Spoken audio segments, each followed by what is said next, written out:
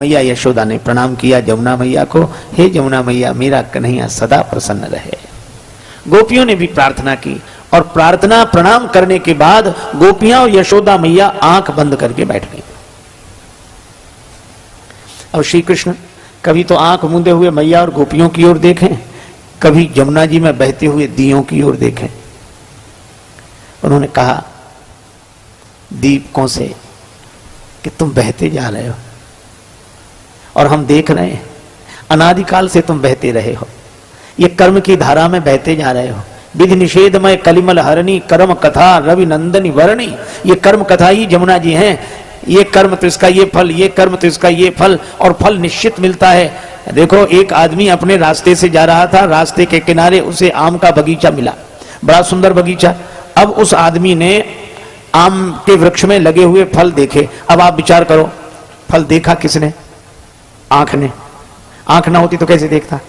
लेकिन उस फल वृक्ष के पास क्या आंख चलकर जा सकती है? तो चलकर गए कौन? पांव।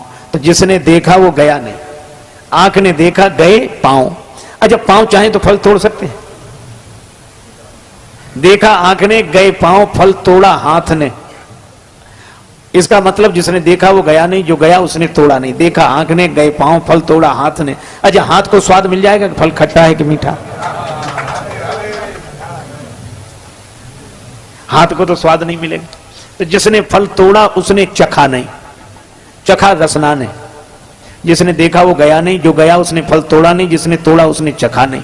देखा आंख ने, गए पांव, फल तोड़ा हाथ ने, चखा रसना ने। और एक अद्भुत बात, जिसने चखा उसने रखा नहीं।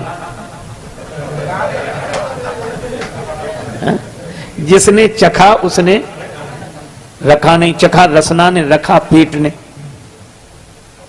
इतने में बगीचे का माली आया और चोरी से फल तोड़कर खाते हुए देखा। दबे पांव डंडा लेकर पीछे से आया और उसने पीठ में 2-4 डंडे जमा दिए।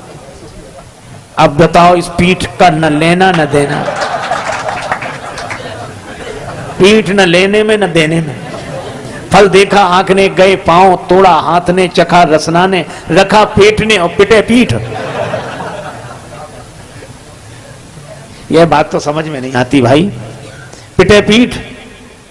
एक महात्मा से किसी ने यह कहानी सुनाई। महात्मा बोले इस कहानी में ही तुम्हारा उत्तर है। कैसे? बोले थोड़ा सा आगे बढ़ो। पीठ में डंडे की चोट लगी तो दर्द हुआ? हाँ हुआ। तो रोया?